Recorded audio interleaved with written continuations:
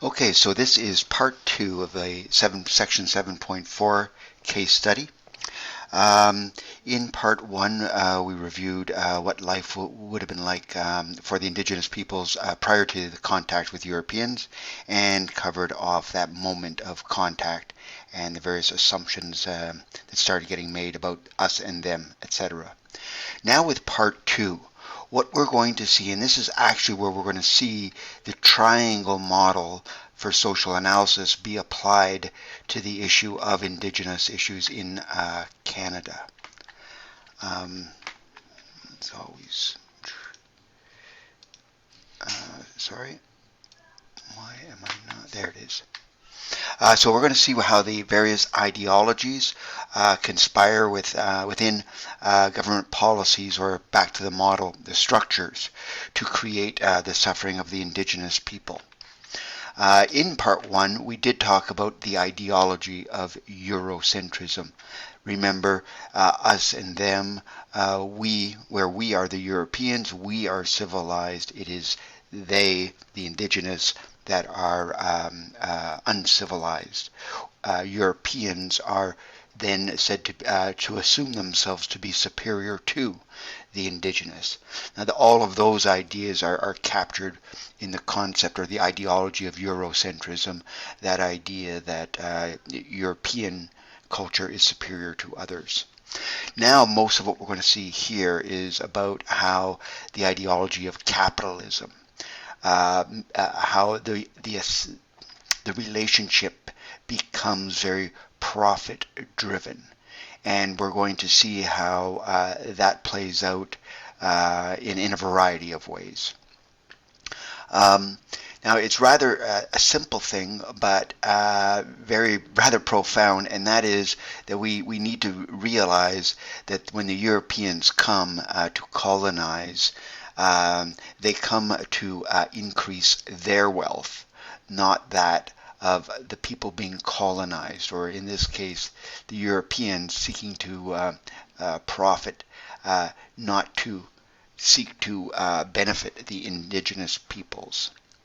Um, and basically, with the way it played out, well, the way these structures and ideologies combine, we're going to see how all of that interconnectedness um, that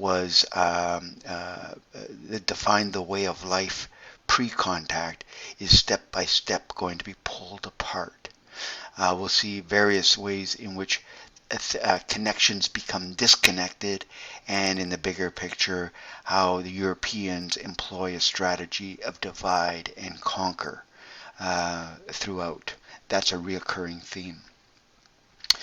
To understand the how capitalism played in the early days, and this is with the French and later with the British, um, uh, they traded in a variety of natural resources. Lumber, trees were a big part of the trade. As the Europeans were exploring the world, requiring wooden ships, and wooden ships requiring strong, very straight lumber. And with Canada's forests of pine trees provided a very, very important resource for the Europeans, even back in Europe. Um, but here the story focuses on the fur trade, and of course the Canadian beaver. The beaver, of course, lives in water. Its fur is very luxurious, and in fact, the they were used. They were sent back to Europe, where they were used for winter hats. They were because they're waterproof and very luxurious fur, became not only functional but very, very fashionable. As things unfold here, the value in today's dollars of a single fur hat would have been the equivalent of about $1,000. And these were the must-have for anybody in Europe. Um, we're talking about a lot of beavers. At the height of the beaver trade, the fur trade, as many as 750,000 beaver pelts, that's beaver furs, were being harvested from the indigenous lands and being sent over seas. And there's a variety of common things going on here. I'm going to talk about these sort of all together. Now, in the early days, it really was well, it worked to everybody's benefit, this trade in pelts. You remember from part one, we saw the knives and the axes that the Europeans may have brought, the steel forged axes and knives.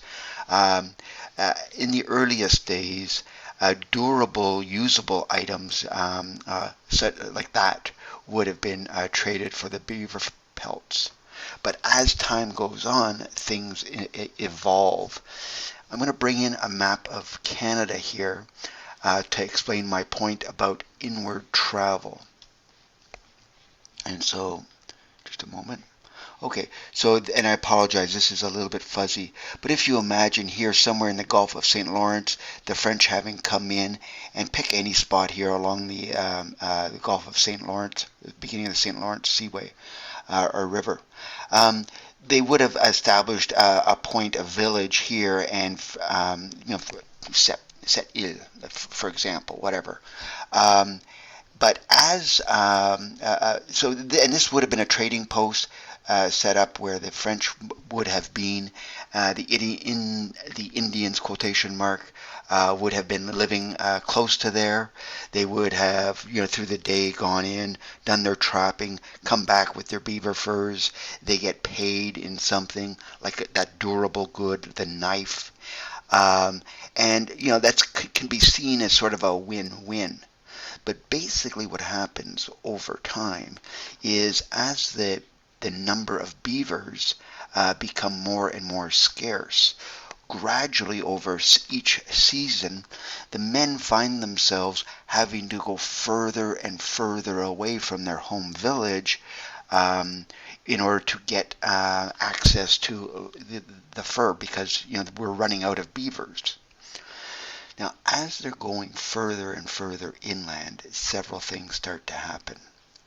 In the early days, they are separated. They're outside of that very communal, egalitarian village setting. The work that they normally would have done during the day is no longer being done by them because they're going further and further into the forest to get the beavers. In the early days, that's not such a big problem. They're gone for short periods of time, and when they come back, they have these European-made knives that make life in the village a little bit easier. And so they're able to to manage that. There's a relatively fair give and take. But as they move further and further away, they're out of the village for a longer period of time. And now that starts having an effect on the amount of work that's not getting done inside the village. The strain is building. The longer they're out, I'm going to move from this map. It's a little foggy. But again, we're imagining further and further inland and away from their village. As the trade continues, the men are less interested now in going so deep into the forest because everybody has a knife. It's high quality, but I've got a knife. My mother-in-law has 3 knives. I don't want to go away from the village for that anymore.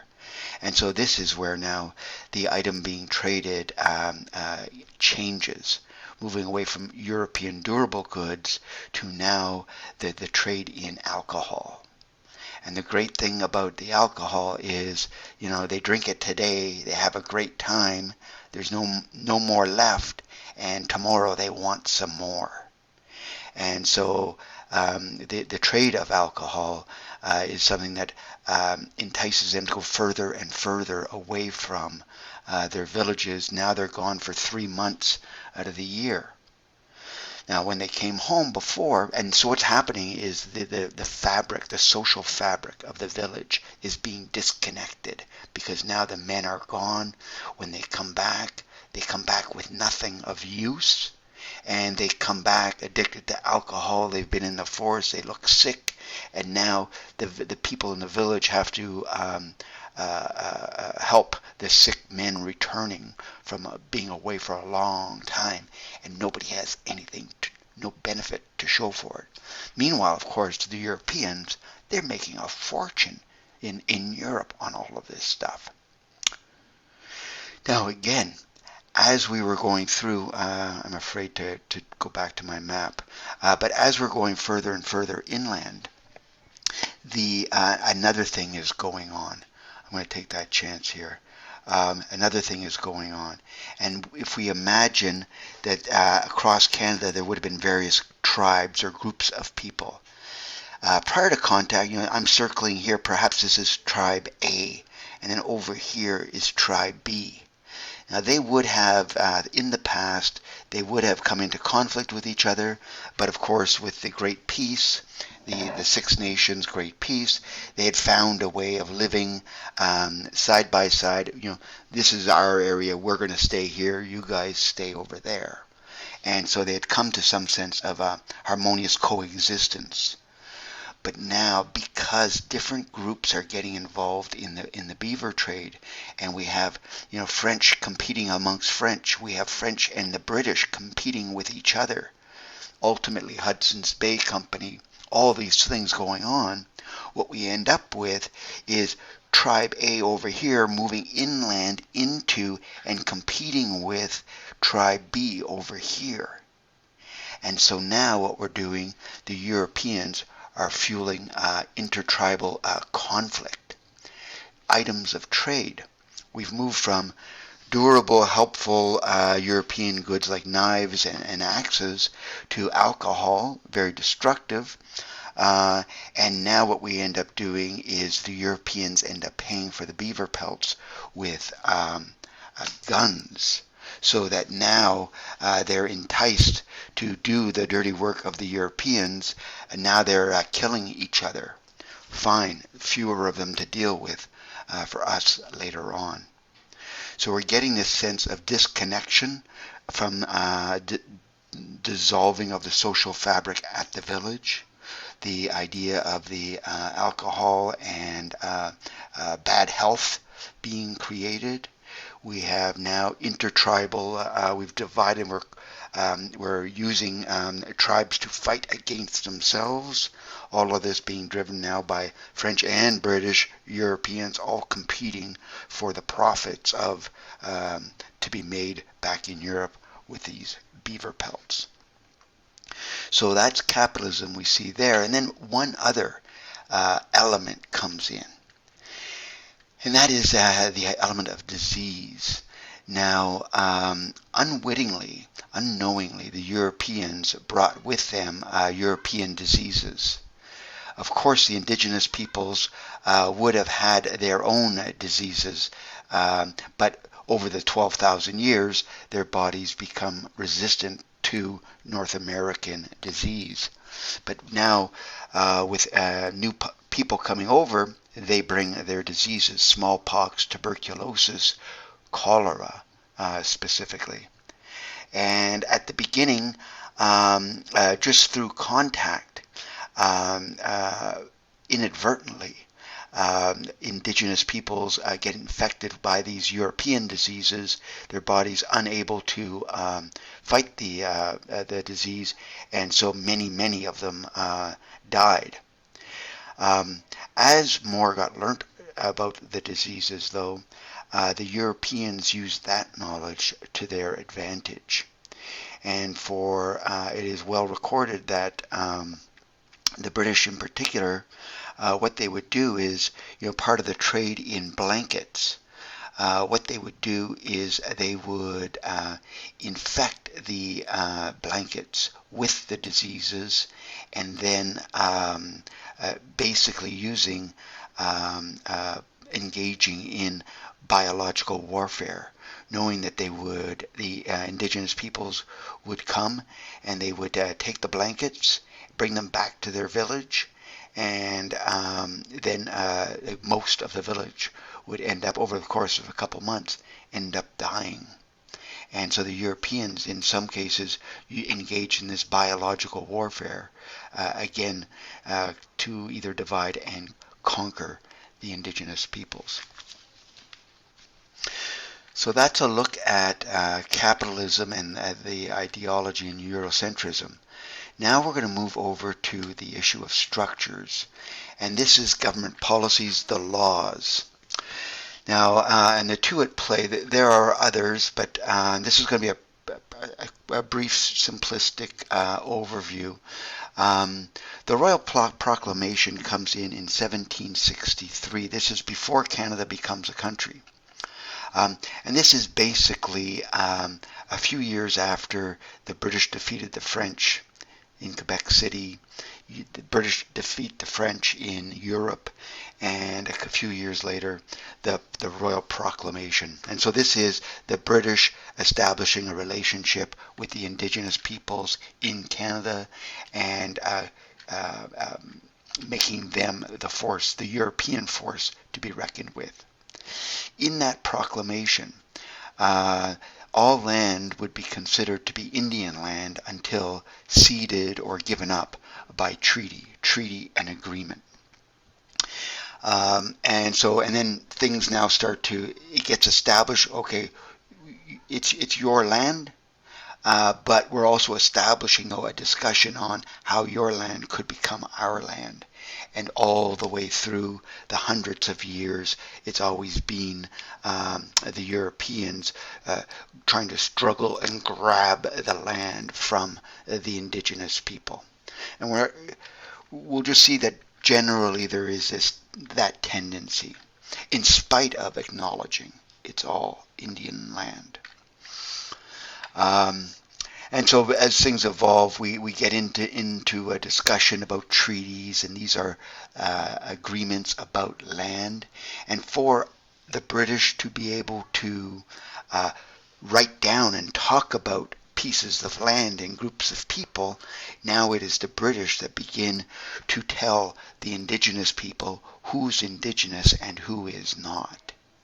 And so that very personal idea of identity is now being defined by others, which is a big deal.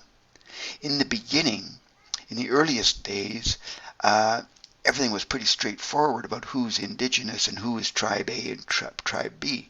But over the hundreds of years, the generations, intermarrying, movement, all kinds of stuff, it becomes very, very, very tricky. And we'll see in a moment how the Indian Act worked to force people to lose their identity, their indigenous identity. But here, other people now are telling you who you are. So, and ultimately they end up setting up reserves. So, although all the land started to be theirs, now what we're going to do is, and this is the British voice, we're going to take all of this and we're going to give you back this part. And we promise that with your part, we'll never ever take that away from you without your consent. Now, this is the same promise that we saw only a few weeks ago with the Wet'suwet'en group in British Columbia with the pipeline. The government in that case trying to take away their land without their consent, and they're saying, hey, we didn't agree to this. We'll talk about the hereditary chiefs in a minute. But it's the same promise that we continue to struggle with, and that indigenous people are saying, yeah, but wait, you promised. And Europeans, the settlers, the Canadian government today, trying to renege on or go against. So we have this idea that there is land, part of it was yours, we took part of it, we gave you back part of it, we're going to reserve this land for you. And so you go there, don't come here. This system of reserves was in fact I'm going to change the topic for a second here, but you all know Nelson Mandela. He was a freedom fighter in South Africa. Spent 20 years in jail fighting a system wherein blacks, the black majority, was only allowed to live in certain areas while the white minority got most of the good stuff. Well, that policy of South Africa was called apartheid. And that policy of apartheid was designed based on the Canadian system for reserving land for the Indigenous people. Moving forward, the Indian Act, 1876. So this is about 10 years after Canada becomes a country. Canada became a country in 1867. It's a country. Now what it wants to do is, part of that is to define and dictate many more things about now the government's relationship with the Indigenous people. And so they come up with an act that they call the quotation mark Indian Act. And yes, a very paternalistic act. And this goes back to that ideology saying that you guys talk funny, you pray funny, you speak funny, you eat funny, you dress funny. We're going to help you by making you look more like us. And so what that act does is it now starts beyond entrenching identity.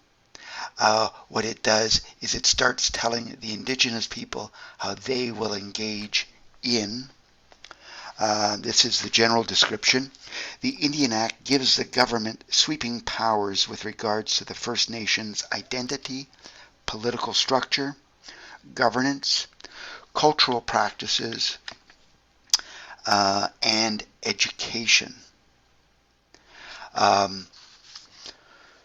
So the first one, decision making.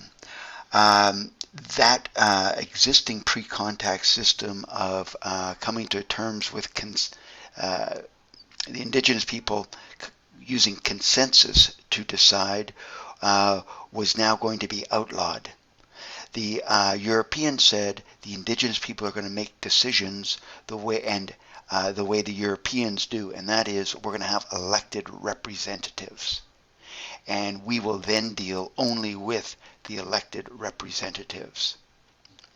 Now, not only did that destroy the traditional way of decision making, but in Canada, as in Europe, in 1800s, guess what? Women didn't have a vote. They weren't actually legally regarded as people. So where traditionally women would have been played a very important role in pre-contact life, now they've completely lost their voice. So imagine half the population now has no say. Imagine the men get together and they decide, although they don't want to do it, they decide that Mr. Running Deer is going to become their chief. The Europeans then, what they do is, oh, congratulations, Mr. Running Deer, you're now the chief. Come with us. Look at this, we want you to agree to sign this document, giving us everything. The new chief Running Deer says, no, I won't do that. That's my people. I have to protect my people. So the Europeans say, well, Mr. Chief Running Deer, here's a bag of money or a bag of whatever. Well, I refuse. I will not go against my people. Chief, here's 2 bags. No, here's 10 bags. Okay. And so what they do then is ultimately we've divided the population. We've kicked out the women, taking away their voice. We've got it down to one person. And then what we do is we corrupt that one person, dividing and conquering the social fabric of the thing. Remember, Mr. Running Deer was the most trusted person in the village. If we can't trust him, not only do we lose the land and everything else, whatever he signed, not only all that impact of that, but now we can't trust each other. And so we have again, the social fabric of the village. It's just, there's nothing at all left of it. It is divide and conquer. Tribe against tribe, within the village, family against family. Gone. Now, with this elected leaders, and this is again where we are very, very much with the Wet'suwet'en people. We have the traditional elders deciding one thing compared to the elected leaders saying something different. And so the Europeans today, the Canadian government, Canadian society, still plays one group off the other. Again, divide and conquer. This has been a policy for hundreds of years, and it continues. It's very much what we saw at play several weeks ago with the blockades in support of the Wet'suwet'en elders. Other aspects, and this is, I can see we're going a bit long here. It's other things. We've talked about the identity, the Indian Act telling people who can be hold Indian status or not. And this is where patriarchy comes in. Patriarchy came in where women lost their vote. They lost their vote. They lost their voice because that's not the way the Europeans did it. But with respect to identity, what happens is, according to the Indian Act, when a woman marries a non-Indigenous man, she loses her status as an Indigenous person in the eyes of the government. Although where a man marries a non-Indigenous woman, he retains his status. Cultural practices, the potlatch, festivals, spiritual rituals, the sun dance, the moon dance, all these things. You guys pray funny, all this stuff. You can't do that anymore. Those are against Christianity. You can't do that. That's against the law. And so all of these cultural practices were now banned. And finally, and that's where we're going to move the story to, we're going to, the government is going to take care of educating your children. So all the way through, very much disconnecting with the past, disconnecting with each other, dividing the Indigenous populations for the purpose of creating friction, allowing them to basically eat each other while the government or the European or the government was able to take all of the benefits.